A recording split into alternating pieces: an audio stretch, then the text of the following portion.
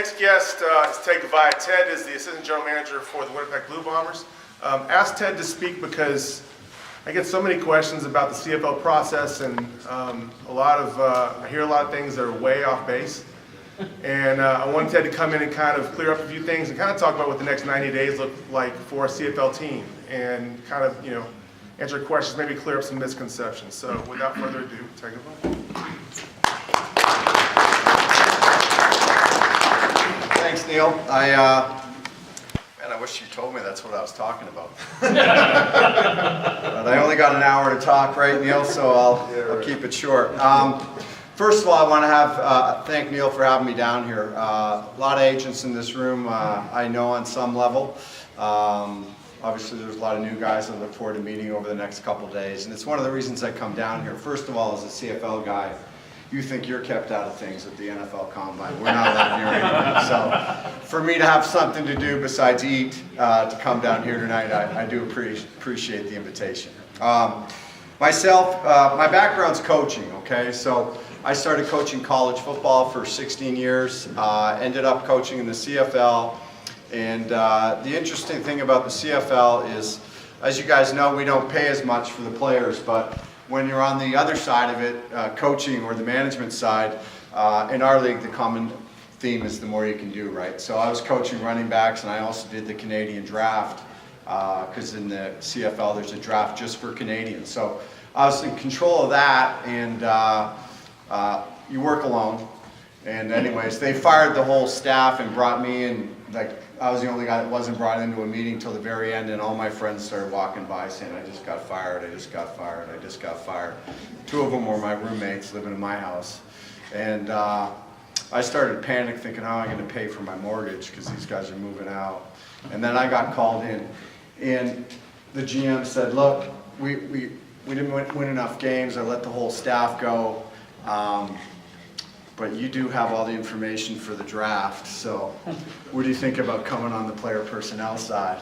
And I thought about it for about a second, and took the job, and that was 5 years ago.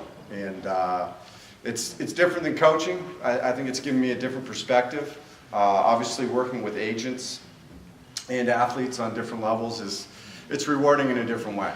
But for you guys that aren't familiar with the Canadian Football League, and I imagine, I always joke about it with agents because they go, well, my guy, he wants to go to the NFL, right? And just common things I hear on a daily basis. Of course he does, right? There's more zeros on the paycheck, and there's not a lot of American kids running around the playground as kids saying, I can't wait to grow up and play in the CFL, right? It's not something that's said. So coming out here and having a chance to talk to you about our league and to shed some light on it. When I grew up watching pro football, while I may have had a Franco Harris jersey, I watched Warren Moon, Doug Flutie, Congridge Holloway, Joe Barnes, Roy DeWalt, Tommy Clements, Dieter Brock. These guys were all guys that came through as I was a kid, sneaking on the GO train for $4 to go and watch a CFL game. And I loved every minute of it. So that's what I grew up on.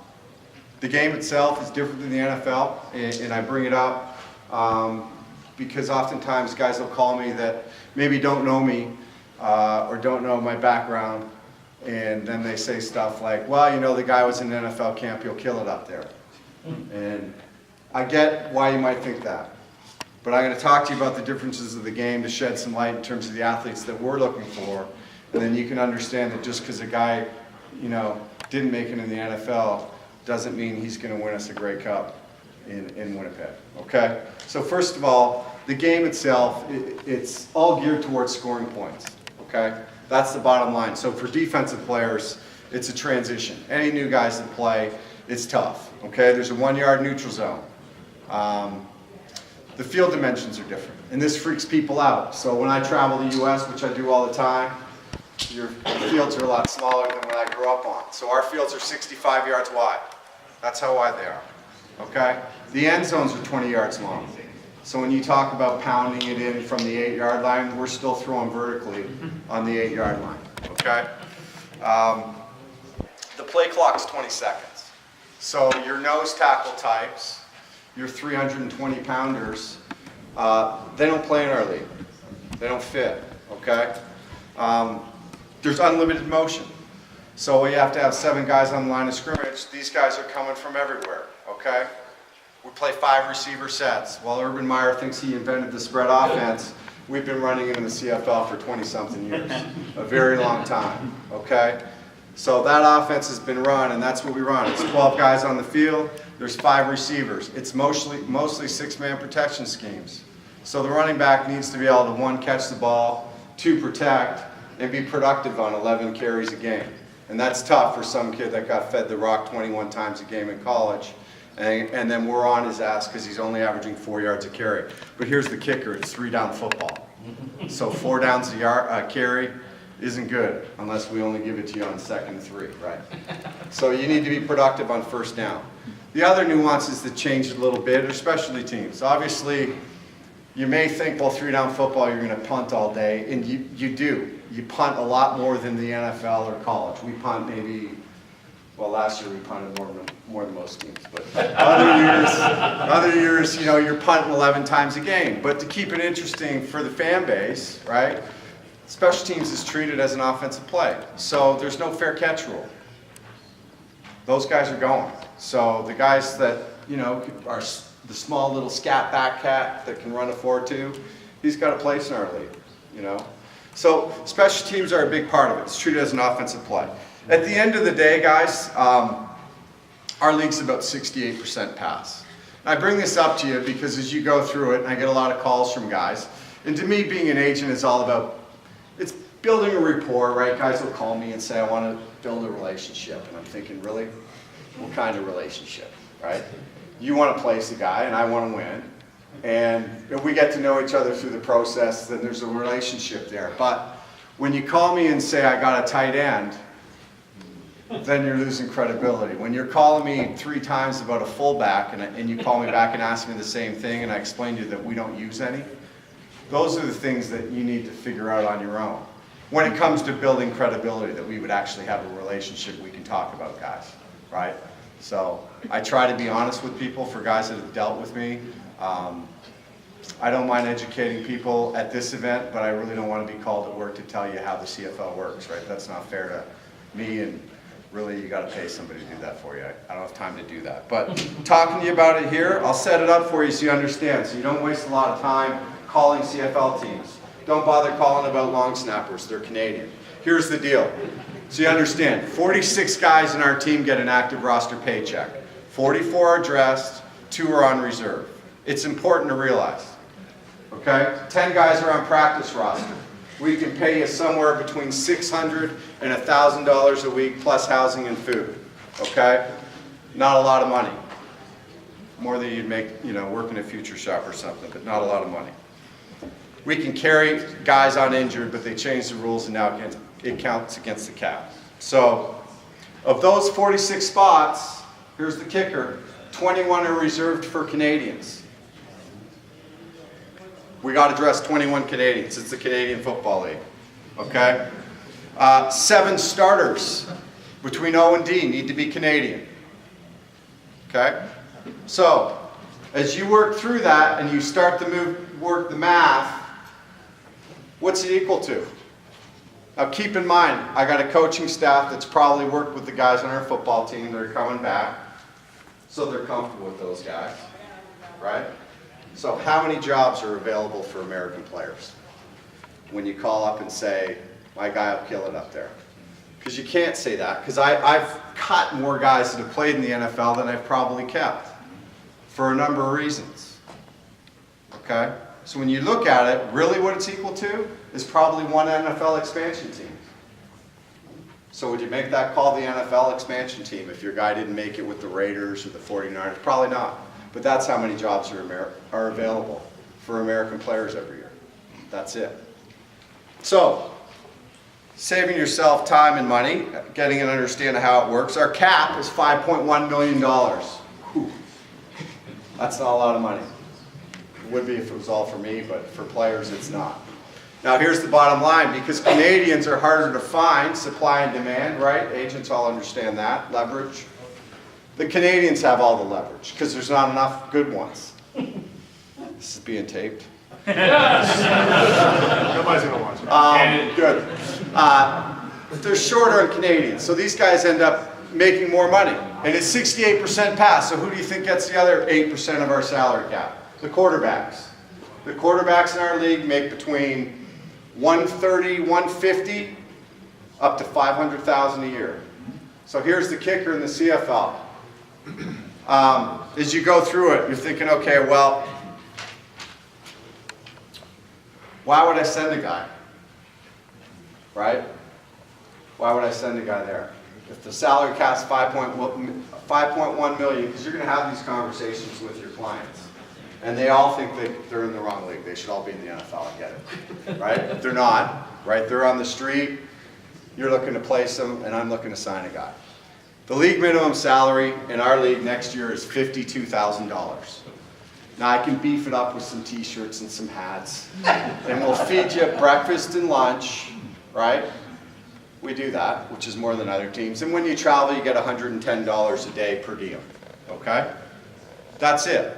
And so your job's to maximize this phone call, and you want to get the most money, and my job as the guy to negotiate contracts is to save my money to pay our higher price guys so I don't lose them to free agency. That's the game, right? So the flexibility really is maybe up to 60 grand, 62. I mean, there's some guys here that I know that have a guy and I trust them and I might do a favor. But those are the economics of the CFL as you go through it.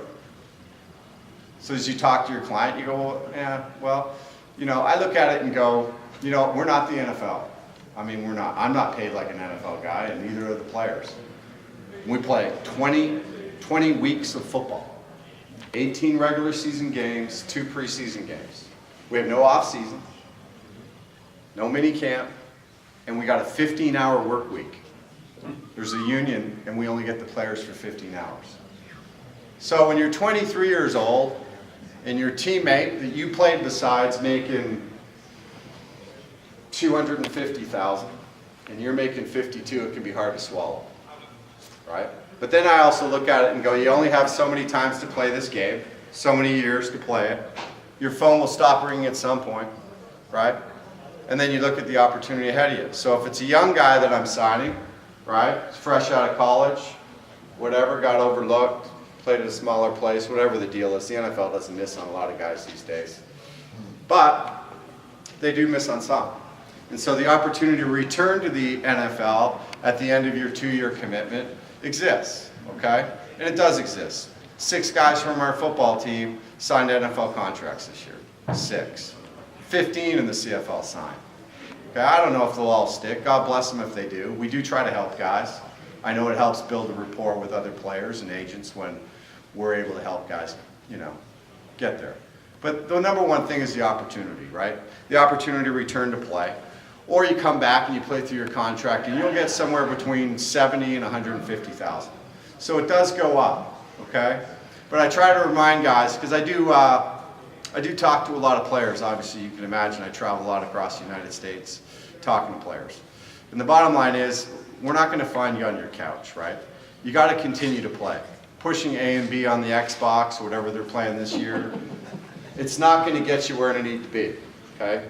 Playing the sport, getting coached, interacting with your teammates, whether it's in the Arena League or the CFL, is an opportunity to get better and continue to make some money doing it. And you can complain, right, because guys often do. I shouldn't say often. Some guys choose to. And then I look at it and I think about my first job, coaching, where I delivered pizza at night to the players that I coached during the day for a meal card and some free classes. And it was the best job I ever had. I loved every minute of it. So as you go through it, guys, the opportunity to play, I think, in our league, the guys that do it love it. They stay in 5-star hotels. Our league's got 9 teams across 9 cities. You're treated well throughout it. And while the opportunity isn't there to retire or change your life, the opportunity to continue to play the game exists, okay? And how we find our players, and this is one that I'll leave with you so you understand, okay? Our budget, I don't know what an NFL budget is. I haven't looked into it. I got enough with my own deal going on to study that. But in our budget, we have enough money to see every NFL training camp. So for 5 years, I've been pretty much to every NFL team or one of our scouts has, and it's been awesome. Like to go to the Patriots and see how they operate. I flew the next day to Seattle and watched how they operated for 3 days, and it was fascinating. Awesome. So I go through, I watch 2 practices. Most places let me watch video if I got a relationship with them and they trust me, and then I watch a game, and then we break down the film, you know, on our own. Then we write reports on all these guys, every cut player, okay? Then we start working the phones. And half aren't fit, 25% are sitting at home, they don't want to come up, and then we're fighting like cats and dogs over the last 25%, okay? From there, so if you weren't in an NFL training camp, and I don't know who you are, and a lot of guys don't end up in NFL training camps, or they're cut in mini camp, we run free agent camps across the United States. And I've been doing this for 5 years, okay? And I talk to guys all the time, agent friends of mine, you know, guys that just call me up to ask about the process, okay? The bottom line is this, we don't have it in our budget to go out except for the NFL training camps. So unless I saw the guy in an NFL training camp, then I'm not going to sign him, because I'm not going to sign somebody that I've never seen. I'll give you a couple examples. I'm the head coach of a university football team. Guy sends me videotapes, free safety out of New York. I'm in Canada. Kid looks awesome, right? Stud, lighting it up, killing everybody. I offer the kid a scholarship, which in Canada was tuition and books. That's all I could give the kid. He shows up. He's white. The guy I was watching wasn't.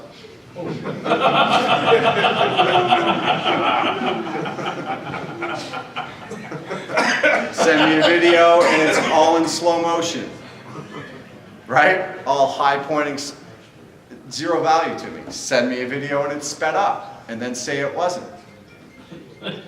Well, I watch video every day of my life. I know when a video is sped up, unless the nose tackles are all running 4.8s. You know, I know what people move like. So I don't bother, right? I watch video that comes from the NFL or from the CFL or directly from the college, but the highlight videos, I don't have time to watch the 50 I get a day.